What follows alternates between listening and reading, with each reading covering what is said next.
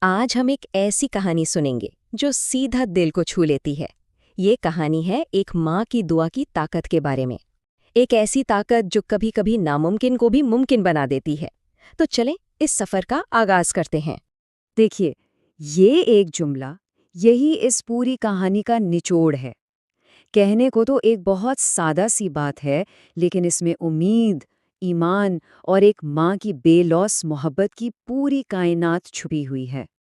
تو یہ کہانی ہے علی کی، ایک نوجوان جس کی زندگی ایک بہت ہی مشکل امتحان سے گزر رہی تھی۔ آئیے دیکھتے ہیں کہ آخر اس کی جدوجہد تھی کیا۔ علی کی مشکل یہ تھی کہ وہ ہر طرف سے بس ناکامی کا سامنا کر رہا تھا۔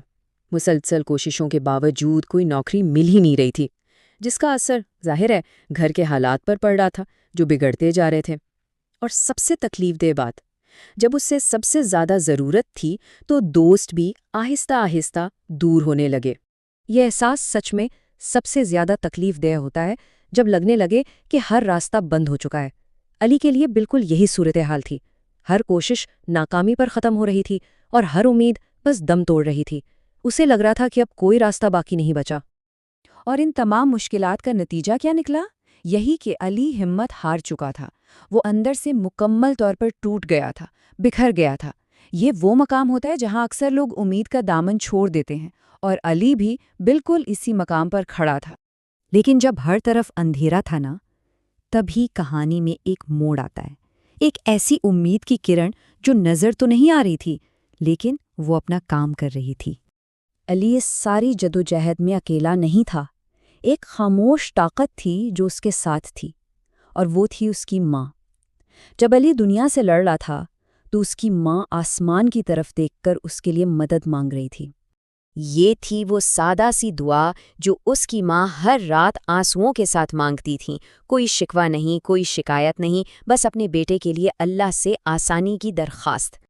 اور پھر وہ لمحہ آتا ہے جب وہ خاموش دعائیں عرش تک پہنچتی ہیں۔ اب ہم دیکھیں گے کہ علی کے حالات نے کیسے ایک معجزاتی، ایک بالکل نیا موڑ لیا۔ یہ تبدیلی بالکل غیر متوقع تھی۔ ایک دن اچانک علی کو اسی کمپنی سے کال آئی جس نے اسے پہلے مسترد کر دیا تھا۔ وہ اسے ایک اور موقع دینا چاہتے تھے۔ یہ ایک ایسی امید تھی جس کی علی کو اب توقع بھی نہیں رہی تھی۔ اور بس اس ایک کال نے جیسے سب کچھ بدل دیا۔ جہاں مایوسی تھی وہاں امید جاگ اٹھی۔ بے روزگاری کی جگہ ایک سنہرے موقع نے لے لی، اور جو دروازے بند تھے وہ ایک نئی شروعات کے لیے کھل گئے۔ یہاں ایک بہت اہم بات ہے، دعا نے موقع تو پیدا کر دیا، لیکن کامیابی کے لیے علی نے خود بھی محنت کی۔ اس نے اس موقع کو ضائع نہیں ہونے دیا، پوری تیاری کی، اور اس بار وہ انٹرویو میں کامیاب ہو گیا۔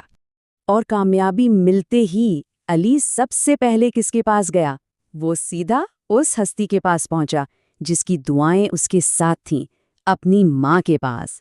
یہ وہ لمحہ تھا جہاں محنت، ایمان اور دعا تینوں ایک ساتھ مسکرا رہے تھے۔ تو آخر اس پوری کہانی کا پیغام کیا ہے؟ اس سے ہم کیا سیکھ سکتے ہیں؟ ماں کی دعا صرف الفاظ نہیں ہوتے، یہ بے لوث محبت اور پختہ ایمان سے پیدا ہونے والی ایک ایسی طاقت ہے جو اس وقت بھی راستے بنا دیتی ہے جب لگتا ہے کہ ہر طرف اندھیرا ہے۔ اور کہانی کا ختمی سبق بھی یہی ہے کہ خلوص دل سے مانگی گئی دعائیں کبھی رائگاں نہیں جاتیں۔